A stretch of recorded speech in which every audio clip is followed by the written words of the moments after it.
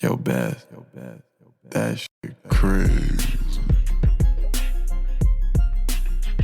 On a Tuesday, it's All Even with your boy Barry Grant. You can catch me on Instagram and Twitter at All Even Podcast. You can listen to the show on Podbeam as well as Apple Podcasts, Google Podcasts, Amazon Music, Spotify, Pandora, iHeartRadio, wherever you find your favorite podcast. I'm everywhere. And trust me, go to YouTube, hit that subscribe button, like, share, and comment because the page is growing, baby. That All Even wave. Get on that wave. I'm tired of telling y'all. Lots to get into. NBA playoffs, of course. The Nets have a big decision to make. The Phoenix Suns are on vacation, but in a positive way. My Twilight Zone nightmare continues. What the hell happened with the Sixers? And then the greatest segment on the planet, Dummy of the Week. So let's just jump right into it. Sometimes in life, we expect a lot more out of people than they can give us. Sometimes, you see teachers, you have all of this potential and sometimes people are giving you all they have. People are giving you maximum effort, and sometimes their maximum effort is just not enough. And we got to accept that. We have to accept that, not be overbearing, not be too hypercritical, and just move on. I bring that up because that's how I feel about Kevin Durant. I think Kevin Durant is one of the greatest pure scorers in NBA history.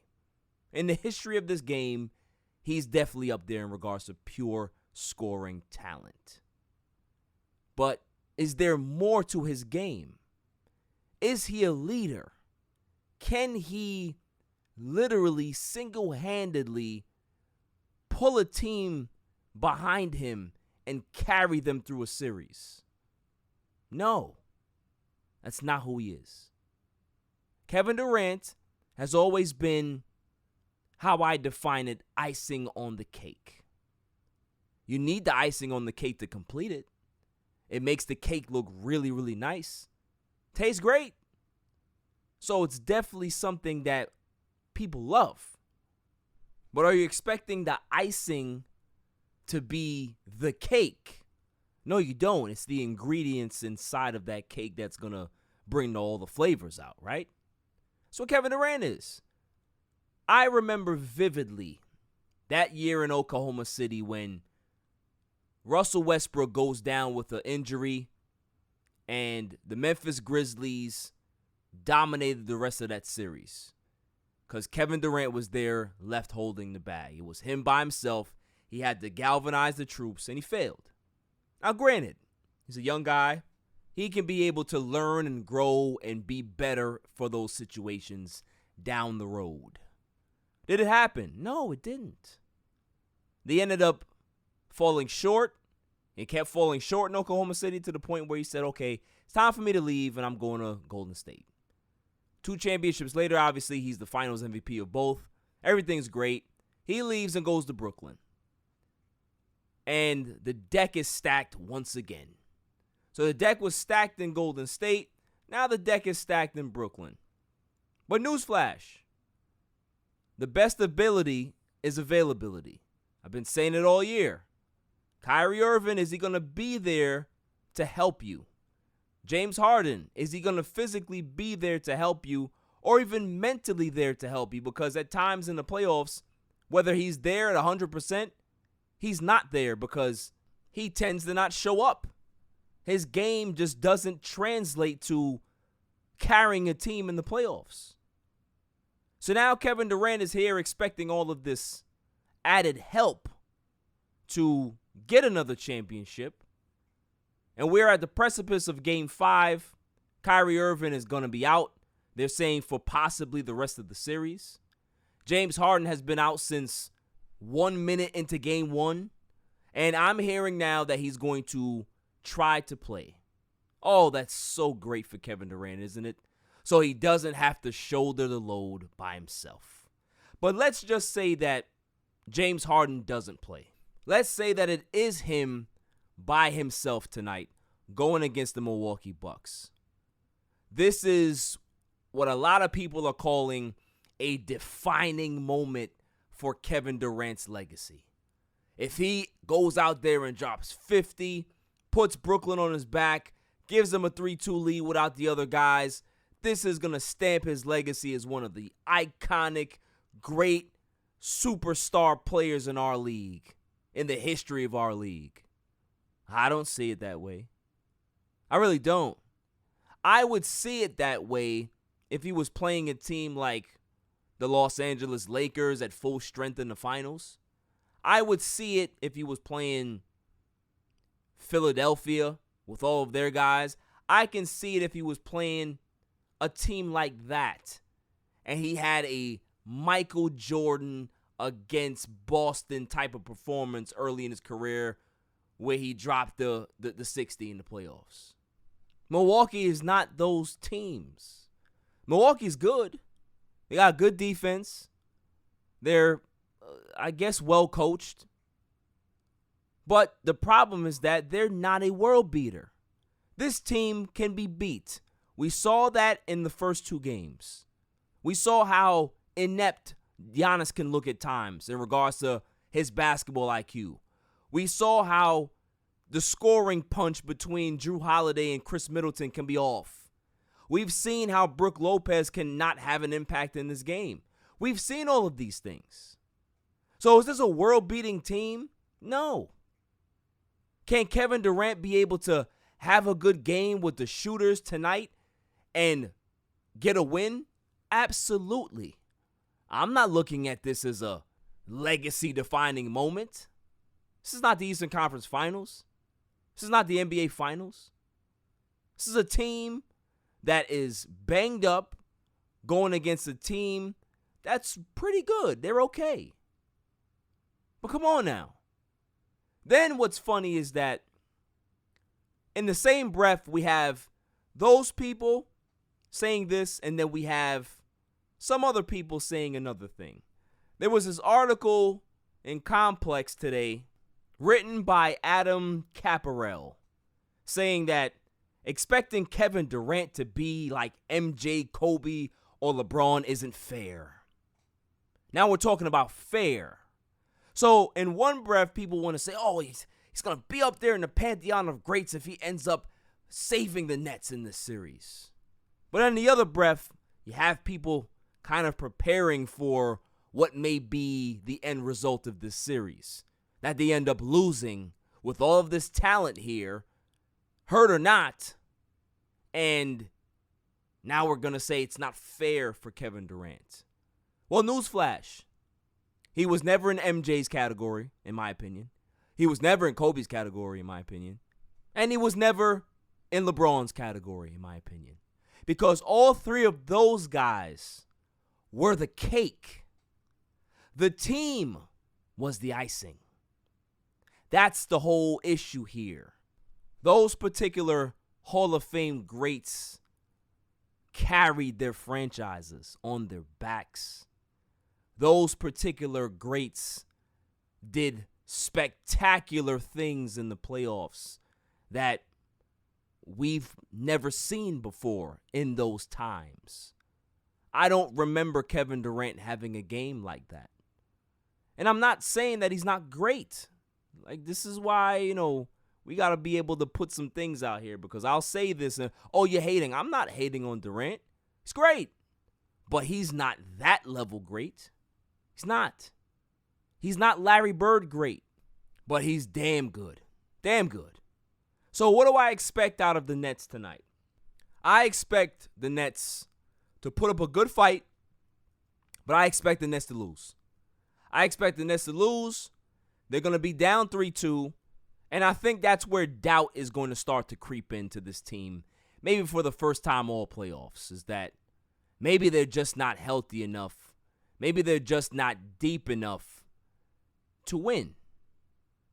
I've called this since day one. Since the season started, I said that Milwaukee is my dark horse team to get to the NBA Finals. I had Lakers and Bucks. Obviously, my Lakers side of it got screwed up.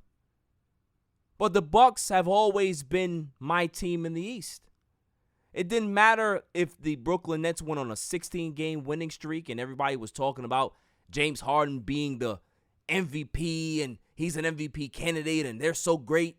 The offense is unstoppable. I said, just wait. It didn't matter to me when I saw that Kevin Durant was putting up all of these monster numbers, 30 points, 7 rebounds, 5 assists. I said, just wait. It didn't matter to me when I saw that Kyrie Irving put up 27 points a game, 50% from the field, 40% from 3, 90 from the line, historical season. All I said was, just wait. Because I have watched basketball a long time, and it has nothing to do with talent sometimes. It has to do with chemistry. It has to do with matchups. It has to do with coaching adjustments. And Steve Nash is a rookie. As great as he was as a point guard leading his team, he is a rookie in this game. And as bad as Coach Bud has been over the years in regards to these playoff situations, he's actually coaching way better than Steve Nash is right now. That sometimes is the difference in a series. We saw in last round between the Mavericks and the Clippers, where we saw Rick Carlisle make some horrible, questionable decisions in that series that ended up losing them that series. That's the problem here, is that Steve Nash is good, but the guys on that coaching staff are either very inexperienced, or they've never been here before, or they have guys on that coaching staff that are very stubborn and stuck in their ways. Guys like Mike D'Antoni. Guys that have never been to an NBA final like Mike D'Antoni. So if you're taking all of your advice from a coach that does not make adjustments, where's the adjustments coming from? I wonder. So the Nets have a lot of issues going on here. Talent-wise, they're a great team. Health is their issue with a lot of teams in the league. Can they get it done tonight? Can they hold serve at home in Brooklyn where they had 2 phenomenal games? Can they repeat that? Can they get that energy? Can they get Kevin Durant to have this out-of-body experience and put up the game of his life? Can we expect that?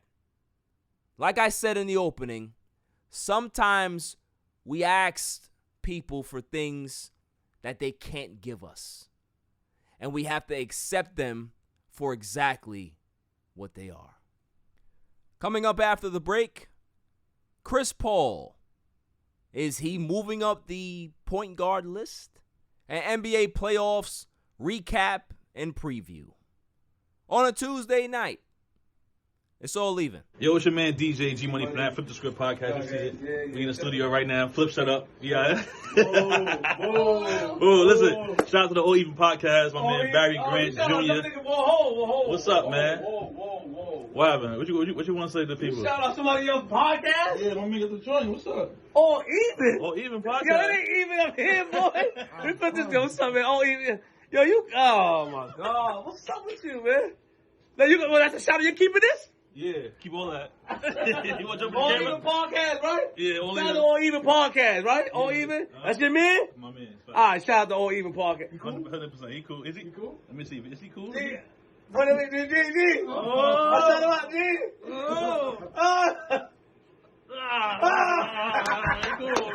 He cool, man. Welcome back, y'all. Chris Paul has done it. Chris Paul has did the impossible. He's taken a team that was barely even a conversation piece last season, and he's turned them into the best story in all of basketball right now. The Phoenix Suns finished number 2 in the West. Chris Paul was a MVP candidate. Monty Williams was a runner-up for Coach of the Year. They beat the Los Angeles Lakers in the first round, the defending champions. They swept the Denver Nuggets in the second round. And now they're on vacation. Now they're cooling out. They're on a good vacation. But we're starting to talk about Chris Paul now and where he falls historically because of this run and the totality of his career. He's been to this point before in the Western Conference Finals where they were that close and almost beating the mighty, giant Golden State Warriors. Tore up his hamstring, and the dream was dead after that. Now he gets another chance. Not at Golden State, possibly at the Clippers, his old team, or Utah, another team that hasn't been there, just like the Phoenix Suns. So there's a lot of uncharted waters that are going to be explored here in regards to Chris Paul. But where does he fall historically is the question. Is he better than John Stockton? In my opinion, no. Is he better than Jason Kidd? No. Is he better than Isaiah Thomas? No. Is he better than Steph Curry? No. Is he better than Steve Nash? Yes, I would say that he's better than Steve Nash. Is he better than Magic Johnson? No. So, whether he wins a championship or not, in my opinion, Chris Paul doesn't really improve his standing in regards to historic ranks. Is that a knock on Chris Paul? It's not. There's been a lot of great point guards in the NBA, in NBA history. So for him to not be able to move up, it's not really a knock on him. It's just how great those other guys are. It's fine. But does this make Chris Paul's career complete if he's able to win an NBA championship? Absolutely. It's a huge achievement to be able to win a championship, not with the New Orleans Hornets that you were with, not with Lob City that you ended up being with, not with the Houston Rockets with James Harden, not with the Oklahoma City Thunder with that young team that you took to the playoffs just like this one. It would be very fulfilling to win a title for a city that's never ever had one, that's never had the experience of feeling what a champion feels like, and can only say that they've been to 2 NBA Finals before this. So it's a huge achievement for Chris Paul. If he can be able to stay healthy and lead this team to a finals, man, what a story. It'll be the best story that we've probably witnessed within the last decade. The last good story I can honestly say was when LeBron and Kyrie Irving took down the Golden State Warriors, that 73-9 team. That was a beautiful story to tell. Couldn't write that. This is kind of like the same thing. Old point guard goes to this young, vibrant team that believes that they have something special brewing. He goes there and he tells them that they're winners, that they're going to win, that he expects nothing less, and they deliver. They deliver to the point where they're on the cusp, they're on the precipice of getting to an NBA Finals. That in itself is extraordinary. And Chris Paul is going to be a Hall of Famer, first ballot. Championship is going to be great on his finger if he gets it, great. But historically, it doesn't move him up much. It really doesn't. We really have to stop being creatures of the moment. It's always a thing. Some guy has a great oh man, he's so great. He's knocking on this guy's door. Like, no. Chris Paul is great. What he's doing is tremendous. The city of Phoenix, the state of Arizona is very proud of this team. They're excited. That crowd is raucous. It's great. It's a great time. Let's just leave it there. Let's not try to have him elevate over somebody else in this. Let's be real. He's not better than Zeke. He's not better than Magic. He's not better than Stockton. He's not better than Jason Kidd. So those are all some of the greatest point guards we've ever seen in this game. That does not mean that Chris Paul isn't great. He's just not them. Moving on.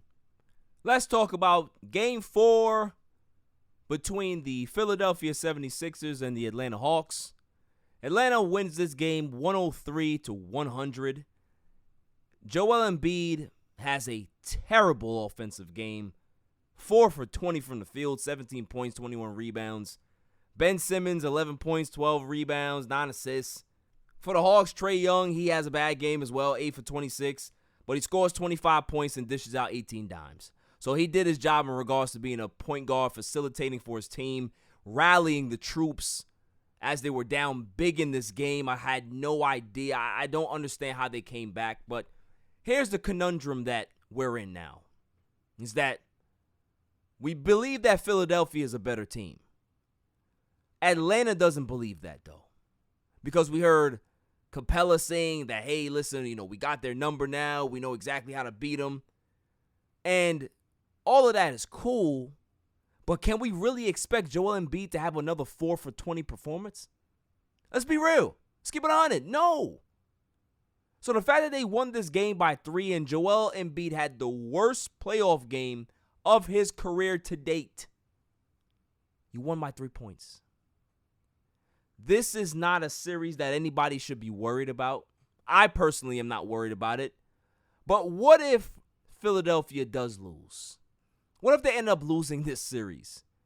It will then really complete the NBA playoffs Twilight Zone version for me. The Hawks in the conference finals. Can't make this up. You really can't. But moving on to the series that has my head hurting really, really bad. The Clippers and the Jazz.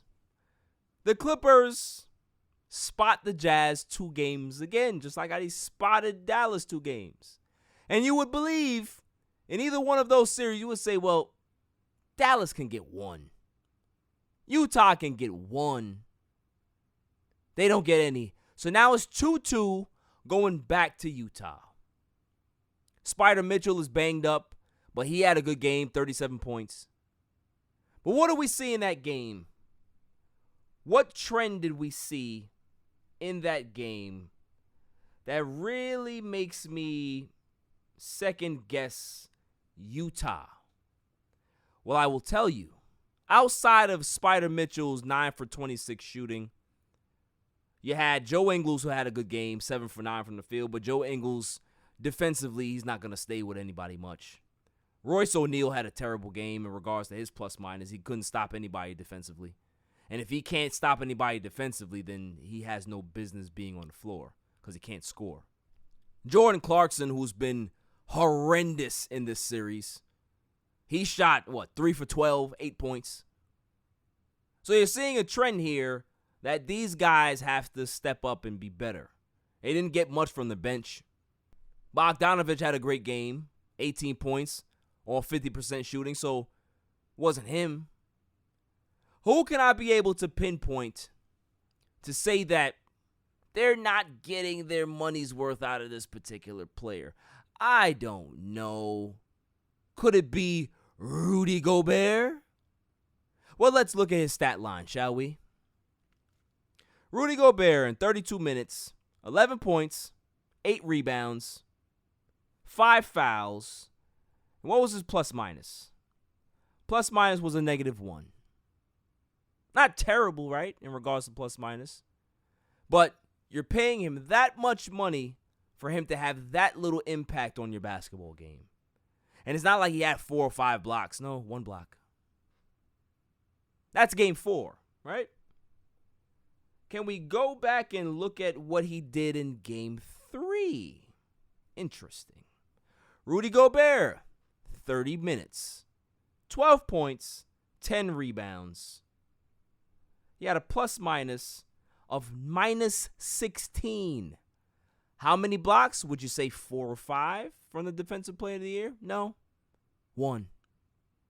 So in the last 2 games, you've seen exactly the impact that a Rudy Gobert with his limited offensive ability can be able to have in a series. If he was any adequate offensive player that they could be able to dump the ball to and get a basket, this series would possibly be over. But no, Spider Mitchell has to now carry this 7-foot defensive player of the year weight across the finish line. Everybody praises him. Oh, Rudy Gobert is such a great defender. Yeah. Where's that getting them? Where's it getting them? Spider Mitchell is literally giving his all physically in this series.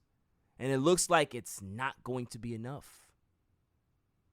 Because if you got Rudy Gobert putting up these pedestrian stats in the playoffs against a physical Clippers team, against an athletic Clippers team, against a Clippers team that could be able to pick and roll you to death and hit mid-range jump shots and put you in foul trouble, what is he doing?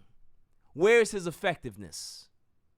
This is why I'm always going to be on the opposite side of things to when you got a guy that's great defensively like this, but he's not great offensively, you don't give him a supermax contract. You don't give him the bag because his game is not balanced. He doesn't have the offensive firepower to live up to that contract. See a guy like Draymond Green, great defender, Hall of Fame defender. He's making like, what, $20 million for Golden State? If Rudy Gobert was making $20 million for the Utah Jazz, you'd never hear me kill Rudy Gobert. But the fact that he's making north of $20 million into the 30s, now you got a big problem. How are you going to be able to move that? How are you going to be able to even find a happy medium here? They need more out of Rudy Gobert. He can't give it to them because he's not capable of giving it to them. So everybody else has to be on their P's and Q's. So when a Jordan Clarkson struggles, when a Joe Ingles possibly struggles, when a Royce O'Neal is not giving you things, when all the other guys on the bench are not producing, you'll get blown out. And in these 2 games, the Clippers have owned Utah because everybody else has to carry the weight. That's a big problem for this team. Do I still feel confident that Utah is going to win this series? No, I don't. No, I don't. I've had a headache since Sunday because I have this dark feeling, this Twilight Zone feeling that the Clippers are actually going to advance. I got nothing. I got nothing. Because if anybody can't realize how to stop this team that's been living in the basement for years, I don't understand it. I really don't. You get the ball out of Kawhi's hands and you allow everybody else to beat you. That's how you stop them. But the defense that they're playing, switching on pick and rolls and all this nonsense, it's not helping Quinn Snyder. Do better. So let's see what we get out of this team tomorrow. Let's see what happens when Utah goes back home.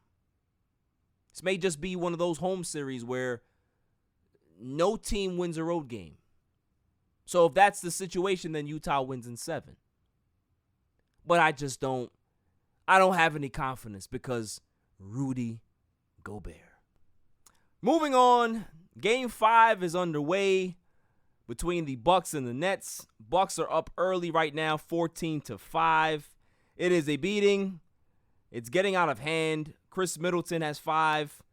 Giannis has 4. And Drew Holiday has come to play. 8 points out of the gate. So if Drew Holiday ends up having a great game, no Kyrie, a banged up James Harden, 17-6 right now. Kevin Durant has 4 points. James Harden, 6 minutes, no points. So, he's playing, but is he moving gingerly? I don't really see that much. But I want to see if he can be able to hold up. So, are they going to have enough to win this game in regards to Brooklyn? I just don't think so. I don't think that there's anything left in the tank for this team. I just don't. I've called it from day one. Milwaukee in 6. I am not backing off my prediction because I've seen it all year. I've seen this happen all year. I had a feeling that this would happen to this team all year. Moving forward, the All-NBA teams have been released, and it's a very, very interesting list. I would love to break this down a little bit, honestly. So let's see who's on the first team. We have Nikola Jokic, the MVP, Giannis Antetokounmpo, Steph Curry, Luka Doncic, and Kawhi Leonard. I have no issues with that. That's fine. Solid 5. Second team, Chris Paul, Dame Lillard, Joel Embiid, my MVP, Julius Randle, and LeBron James. That's a shock to me. I didn't think that they would put Julius Randle on the All-NBA second team, which means that Knicks fans, if you want to keep Julius Randle, you're going to have to give him the bag.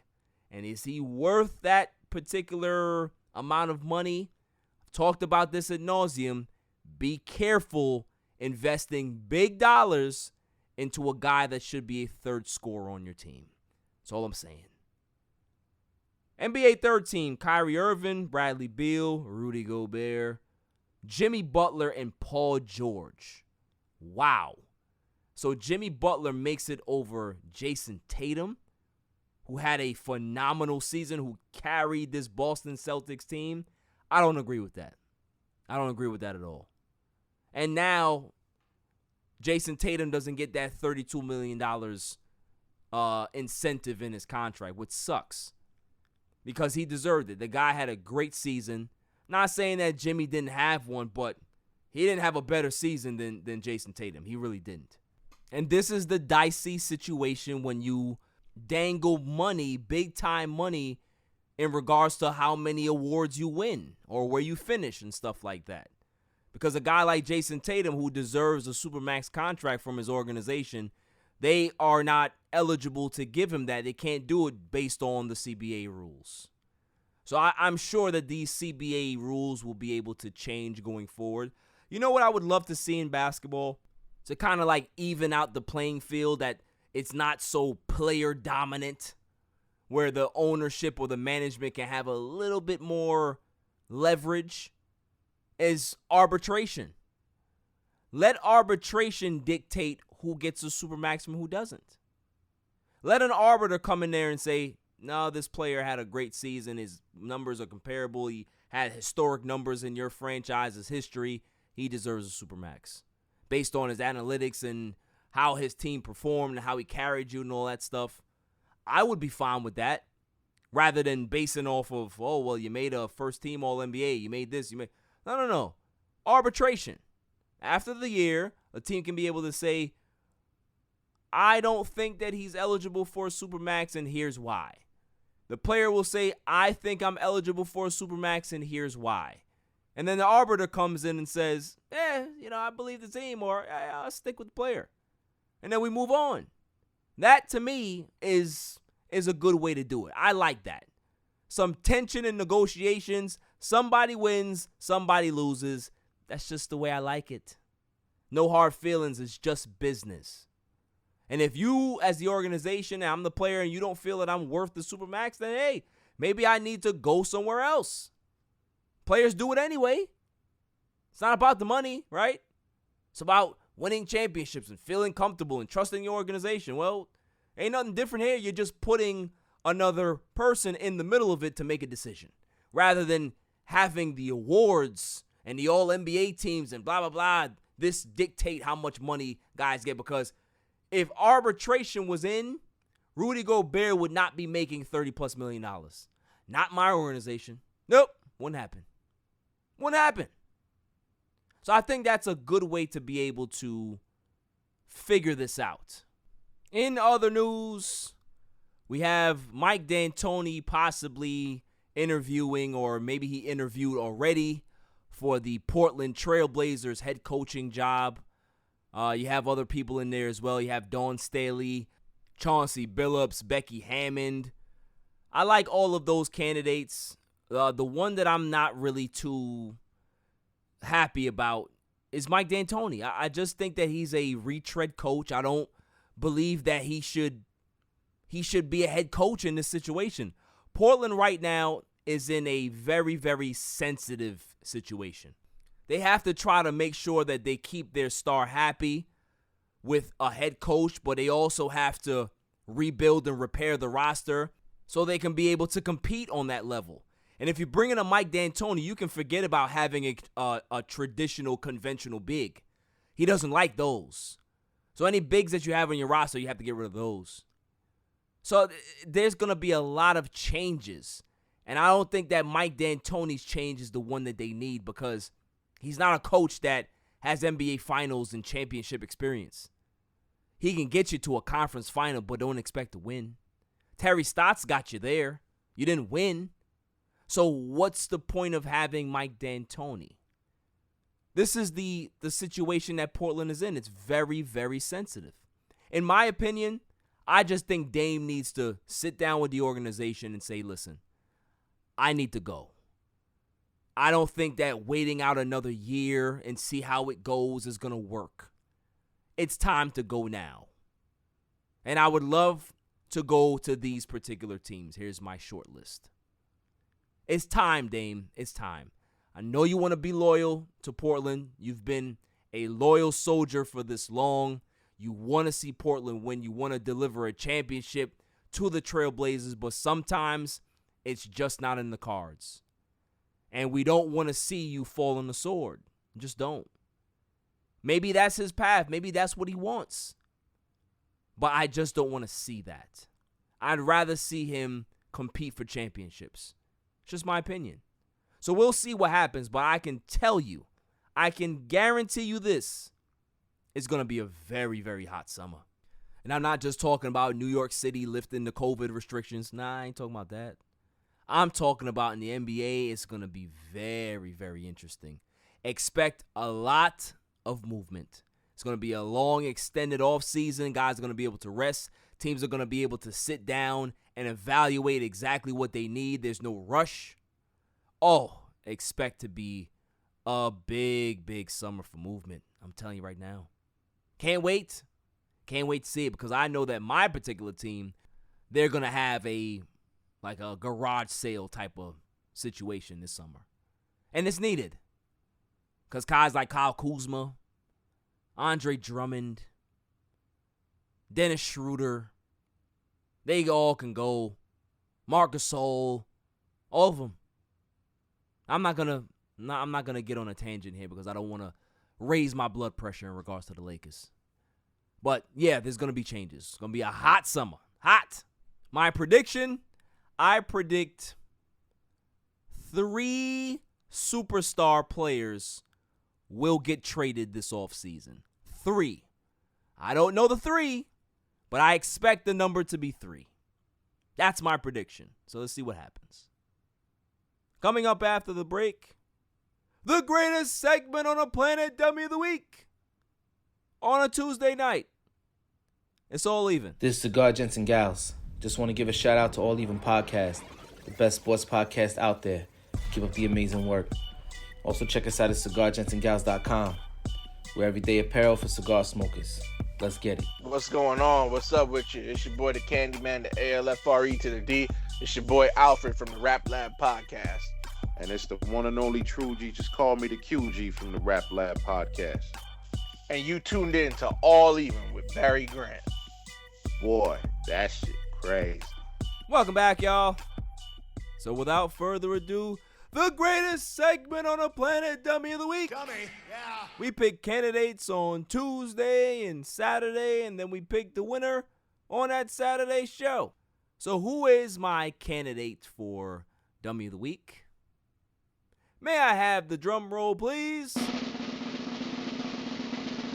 And the winner is Stephen A. Smith, host of First Take, host of the Stephen A. Smith Show, just all-around superhero in the world of broadcasting and journalism. Stephen A. Smith is my candidate for... Dummy, yeah. Ladies and gentlemen of the jury, I have to put out a disclaimer. Stephen A. Smith is my idol. I look up to the man. I think he's one of the pioneers and trailblazers in this industry, especially for a guy that looks like me. He's a superstar. However, it's very, very, very mistaken. I always like to point out when people talk out of both sides of their mouth. And Stephen A. Smith tends to do this. Tends to say these outlandish stuff, clickbait stuff, like Kevin Durant's the best player to ever play in New York. Says that Spider Mitchell is the best player in Jazz history. All of these things that don't really bother me. It's funny, but they don't bother me. But the thing that actually bothered me was he tweets when Anthony Davis goes down. And I'm going to read it to you verbatim. Left groin strains for AD. He will not return in Game 4. This is the reason I do not have the Lakers as the favorite. Durability. It's all about availability, people. That's what he said. Would you like to know what he tweeted when Kyrie Irving went down? Verbatim. Excuse me. June 13th, 4:11 p.m. No! Please, please, please be healthy, Kyrie Irving. He stepped on Giannis's foot and twisted his ankle. It looks bad. Prayer that he's healthy. We need to see the show that man provides in these playoffs. Interesting. So, in one breath, with an often injured superstar, availability is the issue. That's why you don't have them winning. But in another breath, for another often injured superstar, oh no, we have to see the magic. Please, please, please. This is why, as much as Stephen A. Smith is my idol, I tend to not listen to him anymore. Because of takes like this.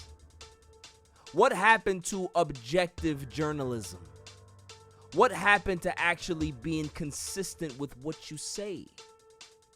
What I'm seeing here is a guy that just doesn't remember the things that he says.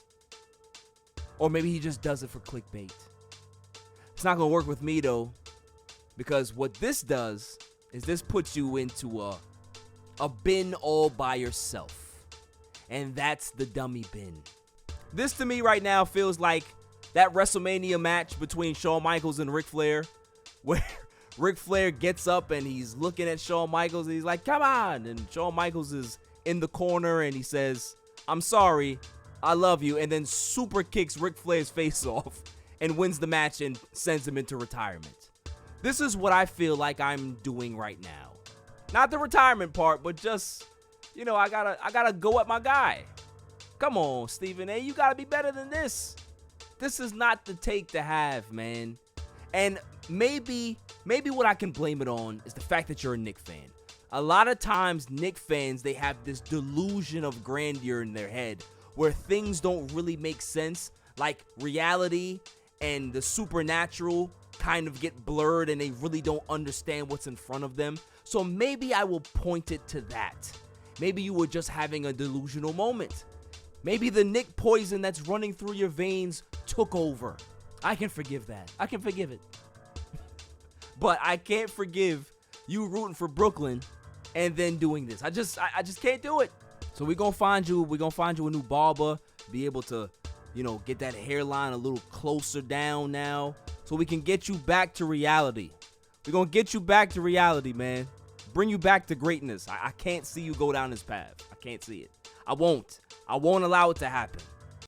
So Stephen A. Smith, it sucks that I have to operate like a process server and serve you this L, but you're possibly a winner for Dummy of the Week. That's all for the show. I'll see you guys on Saturday. Watch the games, enjoy. Until then, stay safe, stay cool.